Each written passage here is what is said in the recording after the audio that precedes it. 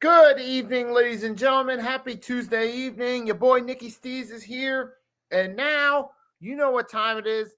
It's time for us to talk about week 14 of the 2024-25 NFL season. And this time around, we're going to talk a little more in depth about the winners and losers and what we took away the most from it. So with that being said, guys, let's get this show started. Fasten your seatbelts for the realest Eagles and Sixers YouTuber! One who plays no clickbait and gets to the point! The myth, the legend, Nicky Stees!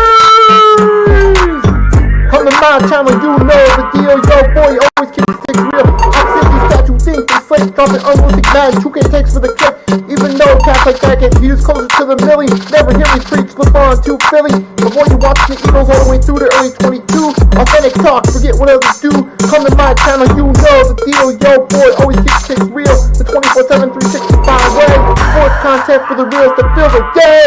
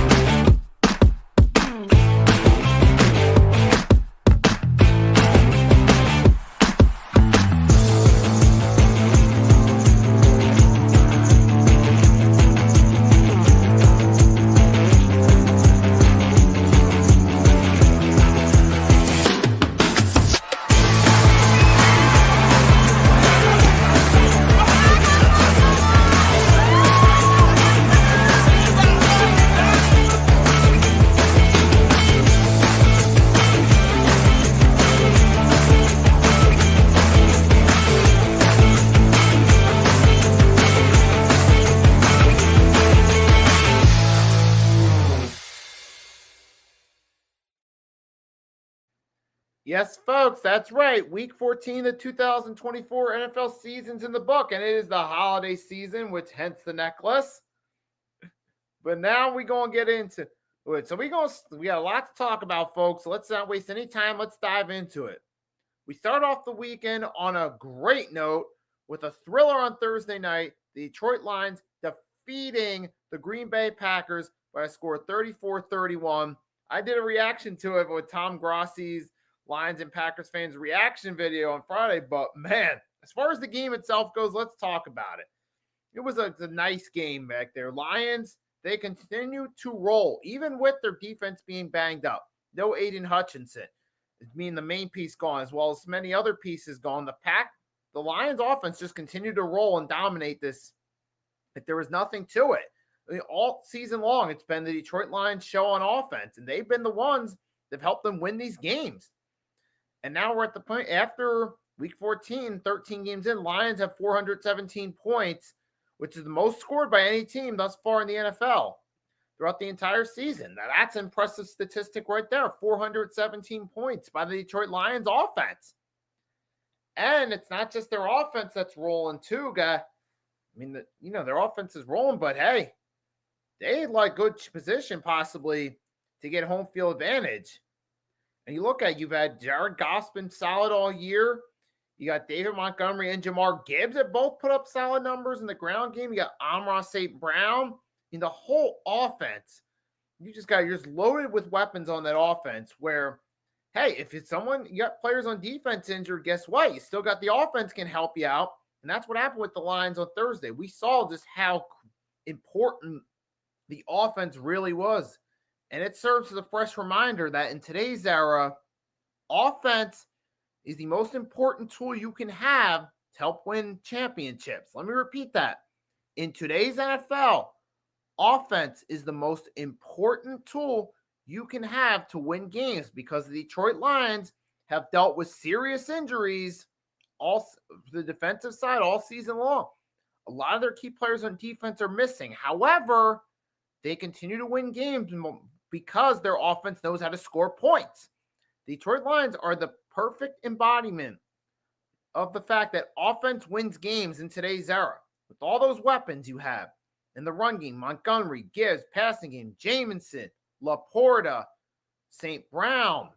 You can even add Tim Patrick even from time to time. They have weapons on offense, and that's winning them games. And it came through.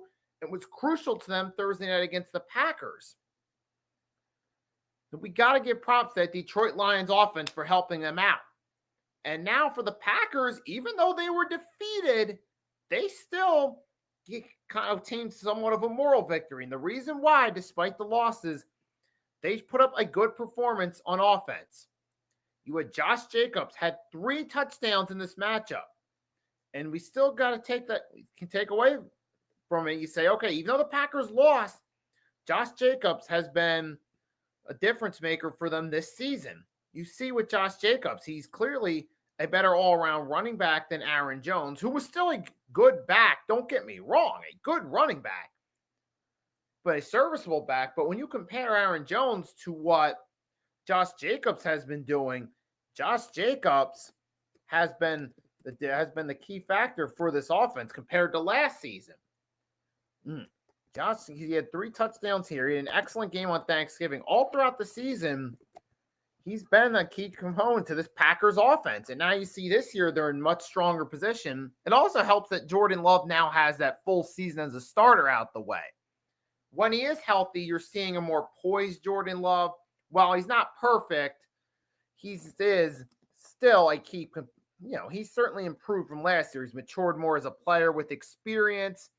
Now that he's actually gotten on the field, he's gotten some playing time. You can see that difference for Jordan there as well. But Josh Jacobs, and to give credit where credit's due, this year, hey, he's had 4.4 yards per carry, which is an improvement from last season.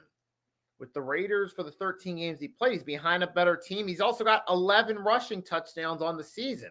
So he's played a key component in this Packers offense and them scoring points. And he did it again Thursday. Without Josh Jacobs, this might have been a bit a greater score margin win for the Lions. It might not have been a close competitive matchup. So even though the Packers lost, Jacobs deserves credit because he helped keep them in the game. Now, Jordan Love himself, too, he deserves props for this turnaround for the Packers because he's stepped up. Like I said, he's played better when he's on the field, even though he's missed a few games. So he doesn't have the same statistical numbers as last year because he's played less games. However, when he has played, he's had his shaky moments. He's had his Brett Favre-ish type throws where he throws reckless interceptions. We've seen that at times, but we've also seen a more poised Jordan Love who has more chemistry with his guys, such as Christian Watson, who's been a key component of that offense all season. And Wicks, these guys, you see a much more poised Jordan Love. So the Packers, too, despite losing, they put up a good performance. And to me, I feel like they're winners because they showed, even in defeat, they showed they could make some noise come playoff time. They went toe-to-toe with the Detroit Lions. Granted, it was the Detroit Lions team missing a lot of pieces on defense, but they went toe-to-toe with this team and had a competitive game and made the Detroit Lions earn their victory at home. I feel like this is a Packers team that could go on the road, maybe as the most likely the 6th seed, but they could go on the road, possibly win a few games here. If they have to go most likely against the way things are looking right now, it's looking like it's going to be the Seahawks, the 3 seed, the winner of the AFC South, most likely the Bucs, the 4 seed. You could be talking about a Packers team going on the road, possibly defeating Seattle in Seattle. There's a possibility that they could win that, maybe even in the divisional round, get an upset, or give the team they play in the divisional round, most likely at this point would either be the Eagles or the Lions, a run for their money. So I think this Packers team right now is looking like they're in good position to make some noise come playoff time, at least win a game, maybe 2. And then with the future, with Jordan Love having another year experience under his belt, if he can step up his game even further next year, they could be contenders in the future. But with that being said, though, hey, that NFC North is a loaded division, man. This was a great game, though, between the top teams in the NFC. It was an excellent game for a Thursday night game. Real thrilling to watch. I mean, this is what you need if you're going to do streaming for Thursday night games. You need these type of great games that will at least make people want to watch on Prime and want to stream them. So it was good for Prime that they got this, and good for the NFL. Because if you're going to go into streaming services, man, you need these type of games to get people to want to tune into them.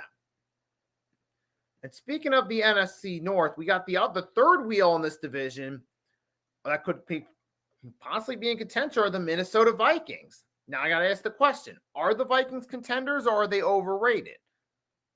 And the reason I want to ask you guys this question is because with the Vikings, you're dealing with two things. You're dealing with a team that's won 11 games, that on record, on paper, has an excellent season thus far. But you're also seeing a Vikings team that at times has shown weak points, even in victory, even in games where they've won against teams like the Jacksonville Jaguars. They only won by a score of 12-6.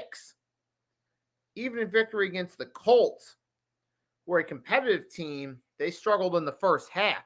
Against the Cardinals last week, they had to rally and come back to win. Now, they're still winning games, and they deserve props for it, but they've had their weak points as well throughout the season. But then on Sunday against the Atlanta Falcons, to break that down real quick, they dominated and won by a score of 42-21. And this offense was in sync. Sam Darnold had himself a field day. Check this out. 22 for 28, 5 touchdowns. That's right. Sam Darnold threw 5 touchdowns. And look, Jordan Addison, 8 receptions, 133 yards, 3 touchdowns. Justin Jefferson had himself 7 for 132 and 2 touchdowns. Jefferson, Addison, they were the two. I mean, they got a strong case for Offensive Player of the Week. Don't get to see surprised if Jordan Addison wins Offensive Player in the Week, because I can easily see that being the case, especially with the Eagles having a sluggish week. And even with the Lions and Packers, with it being a game where, with it being a close game, I think there are people going to look at Jordan Addison's numbers and say, okay, he's worthy of being. Oh, sorry about that. There we go. We got to share with you guys now. Let's get Jordan Addison right here. 8 receptions, 133 yards, 3 touchdowns, 7, 132, 2 touchdowns. And that's going to be a tough one between, I think it's going to probably edge. I mean, they might give it to Justin Jefferson because he's got the bigger name, but they could lean to Addison because he has a statistically better day. But man, and then Darnold, like I said, 5 touchdowns. Well, you could just name the Minnesota Vikings offense the NFC Offensive Player of the Week and cheat on that one the way they're playing. You got Arcus up by Vikings are a solid team. Oh, yeah, they definitely. Vikings, they showed themselves against the Falcons team that on paper supposedly has an excellent defense with, like, you see some of the names on paper, Jesse Bates, Justin Simmons, Matthew Judon, Grady Jarrett. We thought this Falcons defense was going to be elite going into the season, but the Vikings trashed and torched that defense. But I still got to ask the question, you guys, do you think the Vikings are contenders, or do you think they're somewhat overrated in regards to they're likely to be a playoff elimination waiting to happen? What do you guys think? That's the question I want to ask for the chat. Feel free to drop your take in the chat. Let me know what you think about it. Because on paper, it looks like the Vikings are contenders. The big obstacle standing in their way come playoff time is you looking at possible matchups with the Detroit Lions and the Philadelphia Eagles. Now, if you're looking at the wild card round, you're looking at likely the Packers and Vikings winning their matchups on the road, depending on which seed they rank. Because you're thinking most likely whoever gets the 6th seed would play the Seahawks and probably win that matchup. And the 5 seed would play the winner of the NFC South and probably win that matchup between the Vikings and the Packers. So the Vikings should on paper at least have a shot to go to the divisional round. But I think a big telling factor will be for the Vikings, because the Vikings still ahead on their schedule. They got to play the Packers and the Lions. How the Vikings fare in those matchups, performance-wise, win or lose, will be the determining factor to me on whether they're contenders or whether they're a bit overrated. So I'm going to wait to see how the Vikings fare in those matchups. I mean, they did a solid job against the Atlanta Falcons. So I feel like in order to prove how do they perform, do they possibly win one or two of those games against the Packers and Lions? Do they perform well in both games, win or lose? Those are going to be the deciding factors for me on whether or not the Minnesota Vikings are contenders. So I'm going to wait that one out. But if you guys want to comment in the chat, feel free to do so. Let me know your take. As far as while we're still talking about the NFC, we're switched divisions to the NFC West. The Seahawks now, well, they bled the NFC West, but now after defeating the Arizona Cardinals and getting the regular season sweep, they officially have cemented their case in that division. Because they officially now, they at 7-5 now. Is it? They should be, yeah. And they've swept the Cardinals, who were the big threat to their division. And the Seahawks, I gotta admit, they're looking like a really good team right now. Or 8-5 it is. Yeah, 8-5. They've been on the momentum. I mean, they started off the season a little hot. Then they kind of hit a bit of a rust spree in the middle, but they've gotten it together. They've been winning their games. Now, granted, people will point to the fact they've beaten teams such as the Cardinals and the Jets. And yes, that is true, but they're still an 8-win team. 8-5 as we're getting closer to the middle of the month of December. That's putting you in good position to win your division, which the Seahawks haven't done since 2020. This is excellent wave momentum for the Seahawks, but there's also some looking at the Seahawks in this game. They got a pretty good defense too. I got to give them props. They got 2 takeaways in this one. You got Ernest Jones, who they traded for at the trade deadline, came in, had himself an interception, and another player who stepped up is a cornerback, a third-year cornerback by the name of Coby, spelled C-O-B-Y Bryant. And I'm looking at his numbers.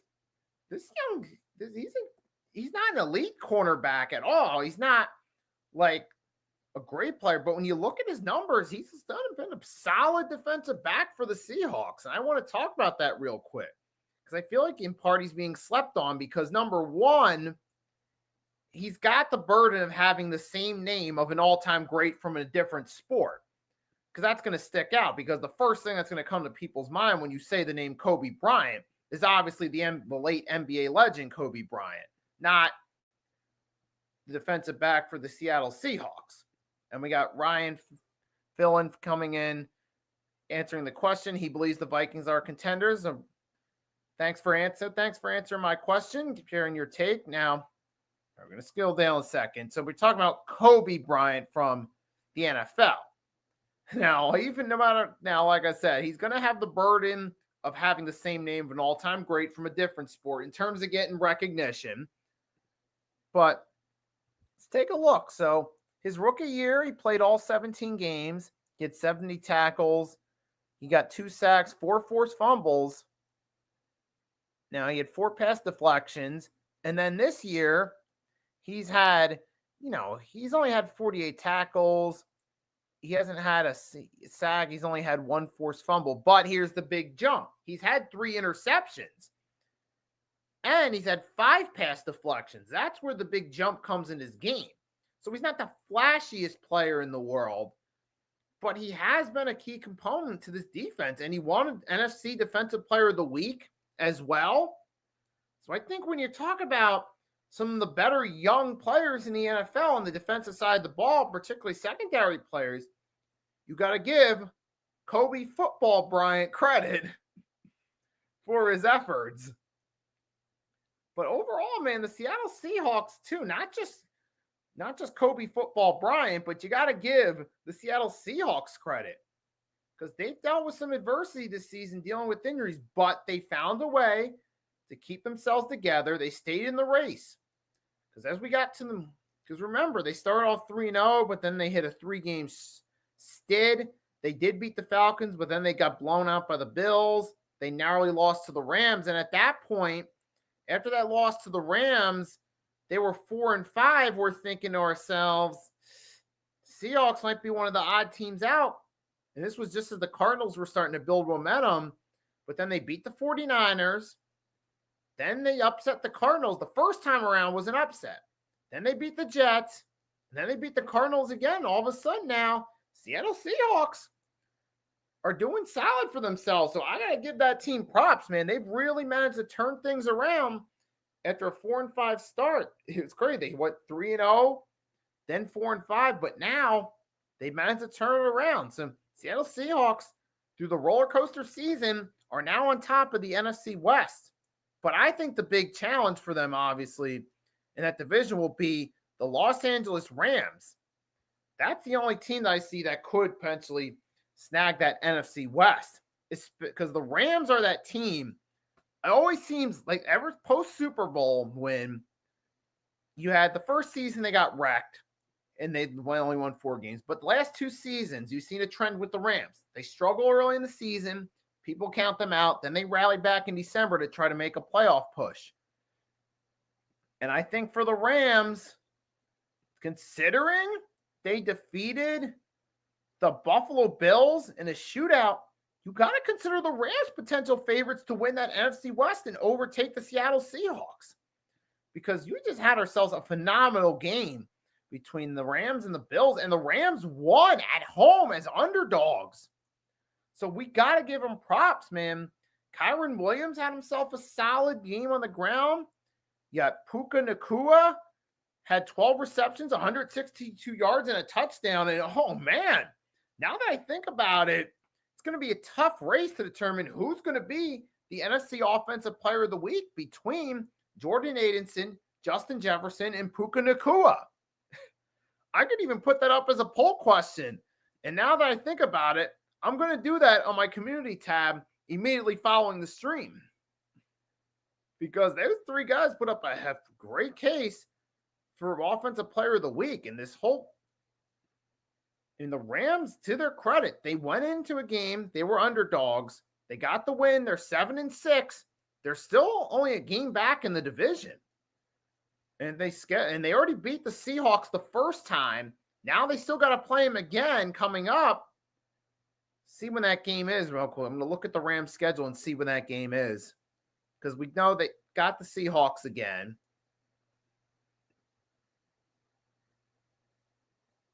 They get the Seahawks the last week of the regular season. At that point, both teams could be right on point. They could have the same record and be on point to possibly win that division.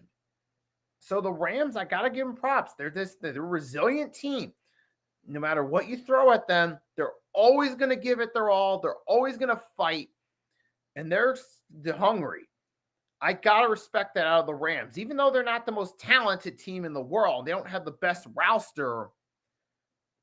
They play with a ton of heart, and they're hungry, and they're determined. I got to respect that out of the Rams. And that's nothing you can sleep on when it comes to an NFL team. So I give Coach McVay credit. He's making the most of what he has. We know since they went all in for the Super Bowl run a few years back, they haven't had the same pieces on their roster to make another run. But, hey, that's what happens when you go Super Bowl or bust. The price of going all in is the long term. But even after that, the Rams are still a top team in the NFC. And Coach McVay has that team fighting. They're 7-6 a game back. And they still could win that division. I got to respect the Rams and what they're doing. And now everyone wants to ask the question, is Josh Allen still an MVP frontrunner? And the answer is, hell yes, he still is. Yes, they may have lost the game to the Rams, but the way they lost in a high-scoring game, 44-42, when you talk about offense, the Buffalo Bills still scored over 40 points in defeat. Josh Allen threw for 3 touchdowns. Yes, he still has a case to be MVP. Absolutely, 100%. Josh Allen is still an MVP frontrunner. Oh, wait. And he rushed for 3 touchdowns. He had 6 total touchdowns between passing and rushing. Josh Allen can easily be the AFC Offensive Player of the Week, even though his team fell short. Easily. 6 total touchdowns. Let me repeat that. Josh Allen has 6 total touchdowns. And when it comes to it, this game, this performance might win him the MVP over Saquon Barkley. It might. Josh Allen had a statistical legendary performance in defeat. Easily, in my lifetime, the greatest statistical performance in a regular season game by a player on the losing team. So absolutely, he's still a front runner for MVP. And this performance, because remember, MVP is based on individual performance, might win him that award. Because if it weren't for Josh Allen's heroic performance, the Rams would have got blown out. That's absolutely value in a player. And not just this game, but you look throughout the season, Josh Allen has consistently dominated both the run and the passing game. This season, he's playing like a hybrid for all the millennials that grew up in the 2000s, kind of like a hybrid of Peyton Manning and Michael Vick between passing and running, like passing like Peyton, running like Michael Vick at times throughout the season. But seriously, man, that's why Buffalo is still considered a contender in the AFC. So shout out to Josh Allen for doing his thing. And great. It's awesome this week in the NFL. We got two excellent games this week. We got a great Thursday night matchup between the Lions and Packers. And we got a shootout on Sunday, an evening game between the Rams and the Bills. So that's great for the NFL. But with that being said, I think this will be the perfect segue for when I come back after taking a few minutes. We're going to talk about the winners and losers for week 14 from the NFL. So give me guys 1 minute. I'll be right back. We'll talk about the winners and losers.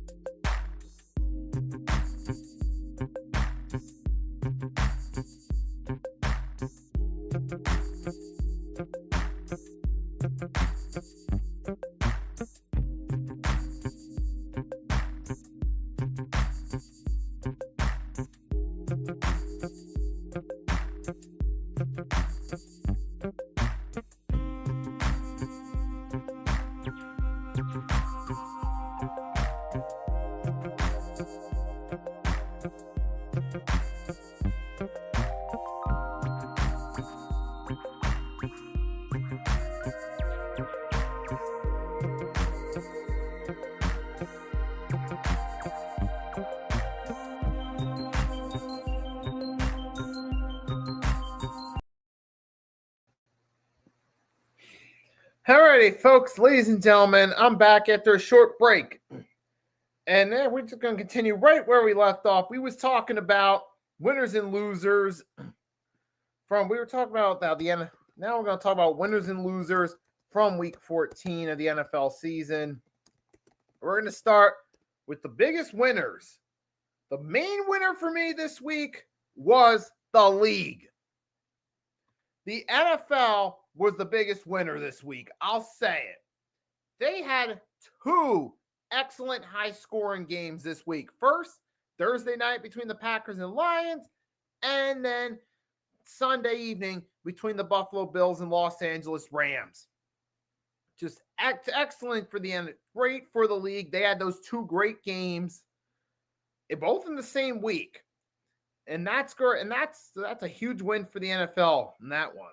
Some of the other winners from this week now, talking about team-wise, I got to go with, even in defeat, the Green Bay Packers. Like I said earlier, they showed a valiant effort in their defeat. They showed they could still make an effort, make some noise, maybe win a game or two come playoff time. Then I go the Minnesota Vikings as well. They had themselves great performance offensively. Sam Darnold had himself a career day. Aaron Jones had a solid day. Jordan Anderson and Justin Jefferson had good games. You could just give the Minnesota Vikings whole offense the NFC Offensive Player of the Week awards and cheat on that one. So they're a big winner too. The Los Angeles Rams, like we said, they're that team that just doesn't give up. They continue to find their way back into everything. And another one, I got to go with the Pittsburgh Steelers, because you're talking about a good possibility. And I'm going to go on this for a second because my team's got to play them next. And Steelers could be contenders again, because after the first loss to the Browns, we kind of deemed them frauds. But looking back, we kind of jumped to the gun there because they bounced back with 2 wins. Impressive win against the Bengals in a high-scoring game. And now they come back and had a much more lopsided victory over the Cleveland Browns. Pittsburgh Steelers definitely have resubmitted themselves as contenders. Grega John, hello. Hope you're having a great evening. Thanks for stopping by and showing your support for this Week 14 recap. Grega John's been a longtime supporter of my streams and a great supporter for the Hardcore Sports Network content creators. So shout out to Grega John for his loyalty to the network and showing up to the chat in each stream. So as always, thank you for your support. And you got, like I said, the Steelers now, we're looking at them as possible contenders again after that victory against the Cleveland Browns. We're just looking back, okay, that game in the snow where they lost, that was just a fluke.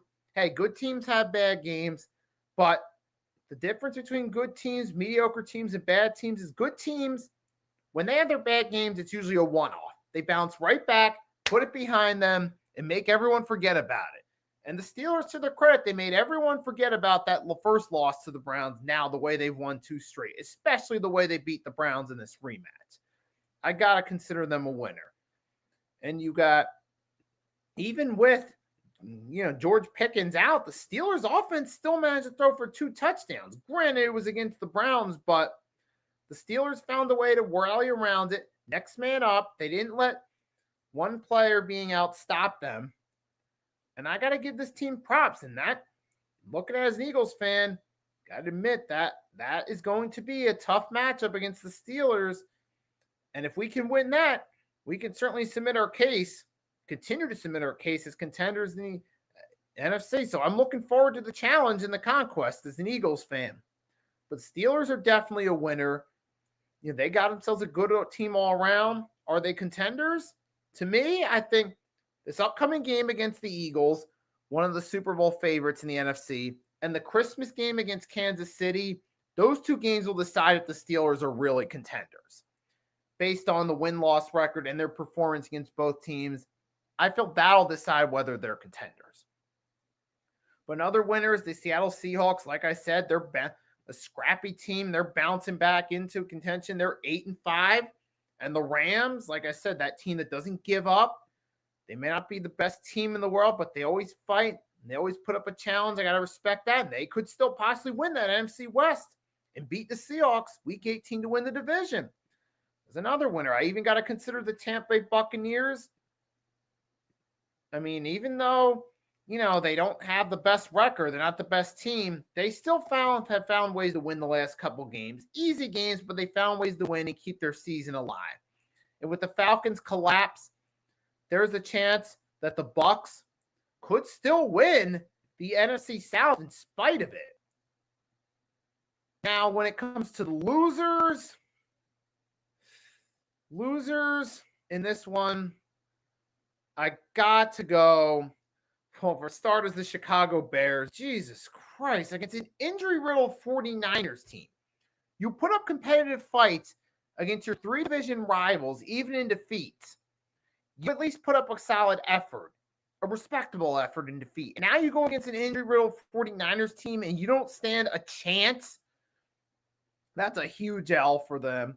And this whole season's been for the Bears, a team that had contention to make the playoffs, and everyone was considering 7th seed wildcard contenders going into the season, are now at 4-9. Major F. That's a major L, especially the way they played against a struggling Niners team. Garbage. Falcons, big L.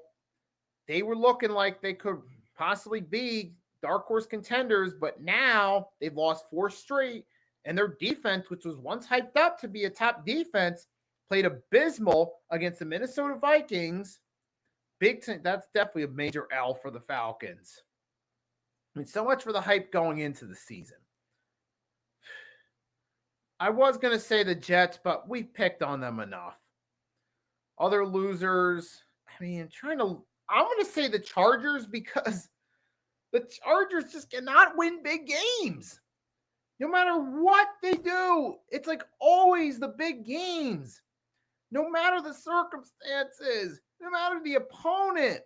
Anytime you put the Chargers in a big game against the Ravens, Steelers, defending Super Bowl champ division rivals, Kansas City Chiefs, they cannot find ways to win. Lost on Monday night to the Cardinals. No matter what, they just cannot win big games. It's like, I feel bad for the Chargers, and I feel bad for their fans, too, honestly. Jeez, even as an Eagles fan, I kind of feel bad for them. Seriously. Well, considering that one of my work buddies in the past couple of years is a Chargers fan, that's part of the reason I feel bad for their fans. But it's like, oh my gosh, how can you consistently find ways to lose big games over and over? You would think at some point, maybe once or twice, you just find a way to win a big game. You would think with all these games the Chargers had, prime time against the Ravens, the Steelers, you'd think they would have just found a way to maybe win 1 or 2 of those games. Maybe you got Kansas City twice. They always play close. Maybe you just find a way to win 1 of those 2 games. Yeah, so I got to consider them losers for that. Even though they're probably still going to make the playoffs, but now here's the thing. You're 8-5, tied with the Broncos for second. The Broncos could still move up to second place. Chargers could be third and possibly looking at the 7th seed. Possibly having played the Buffalo Bills or Pittsburgh Steelers. And considering their track record in big games, I don't trust the Chargers in come playoff time. So I got to consider that an L. I mean, I would consider the Cardinals losers. You were looking like you were finally having hope, and now you've dropped 3 straight games. When on paper, because the messed up part with the Cardinals is late in the season, it looked like you were getting an easier schedule, and you didn't. They survived the first part of the season, which was supposed to be the most difficult part, looking like they were in contention to win their division. Now in the part that was supposed to be the easiest, they're struggling. I'm just like, I don't trust him. I don't. But yeah, for that, I'll consider the Charger. But I consider them losers as well. And there is one more story I did want to point out. DeMarvion Overshawn, I'm hoping for a speedy recovery, man. Because he had a gruesome injury, a horrible injury in the Monday night Cowboys loss to the Bengals. Tore his ACL, MCL, and PCL. Just Dude, 3 separate tears in your leg. That's going to be a long road to recovery. And just as a human, you can't help but to feel sorry for the guy. You would have come back from that serious an injury. I mean, no matter who they play for, whether they're a Cowboys player, Giants player, Eagles player, whoever, you never want to wish for that type of injury upon anybody. So I'm wishing for I'm wishing that DeMavion Overshown makes a full recovery and it can at least use his feet and at least function in everyday life. If he could at least just return to a football field, that would be incredible. And he would deserve respect for that. But I'm just hoping that his leg makes a full recovery and he can still live a healthy life. So prayers up to Overshown because that's a brutal injury. And before we get going, we're going to take a quick look at the standings, NFL standings going into Week 15.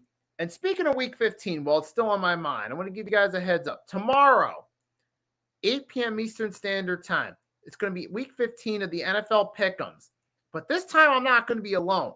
I'm going to be joined by special guest Cool Cat Connor. You know Cool Cat Connor, who's with the Hardcore Sports Network, Cool Cat Mitch podcast. Yes, that Cool Cat Connor, folks, will be with me for Week 15 and for the remainder of the season for Pick'ems. So make sure to tune in 8 p.m. Eastern Standard Time tomorrow. I'll remind you guys via social media. You can check us out then. Well, now, before we go, let's take a look at the standings real quickly. You got Buffalo Bills 10-3, Dolphins 6-7. They're still in contention. Now, they did beat the Jets in overtime, but they still had to play a close game against a team that on paper they should have easily defeated. But yeah, remember, it is December where the Dolphins would still have to travel a few games into colder weather. They don't always fare well in that situation. So I'm not fully sold on that. You got the Jets and the Patriots, both 3-10. You got the AFC South. Texans still winning that division. They're looking like the default winners. Colts are still 6-7, but I just think they're going to finish like 8-9, 9-8 at best. You got Steelers. Ravens had their bye weeks. They had a week to recover. Bengals did get a win, but we know their defense still struggles to close games. They did manage to escape with a win against the Cowboys backups, but it is a win, but it's also a win, but it's not really a statement win or a win that gets me any confidence they're going to rebound. I would still think the Colts have a better shot, even though it's a long shot, than the Bengals at this point. And then you got like Kansas City still on top.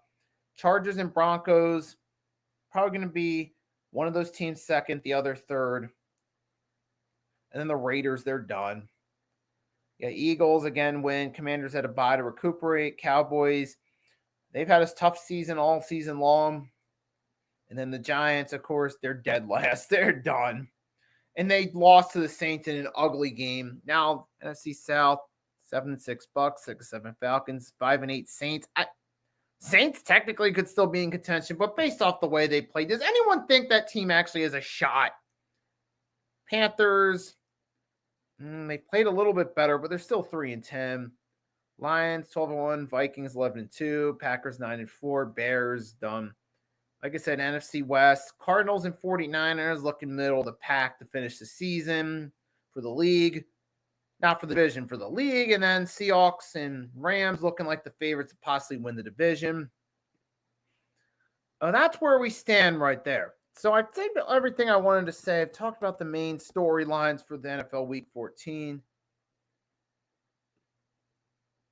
And then, but we also, with the Saints too, let me not forget, the Saints lost Derek Carr too, with an injury, which that's another thing with the Saints. This Derek Carr, between injuries and inconsistent play, he's really been a disappointment. I hate to say it. He seems like a likable guy, but he's been disappointing his whole career. And that's trends continued with the Saints.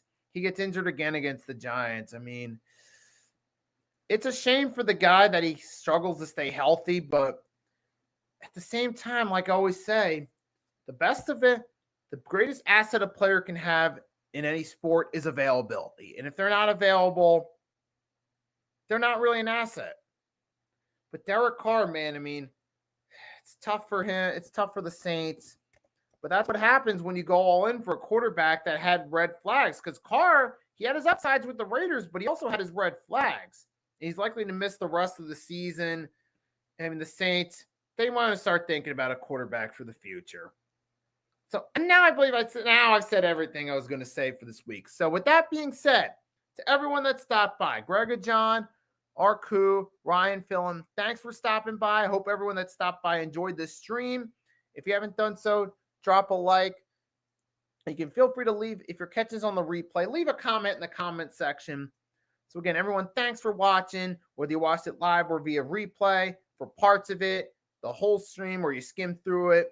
I hope you enjoyed it for the time you watched it, and I appreciate your support of my content. So with that being said, have a wonderful night or day, and until next time, it is your boy, Nicky Stees, going to sign off for you guys. Have a wonderful night or day, and I'll catch you next time. Peace.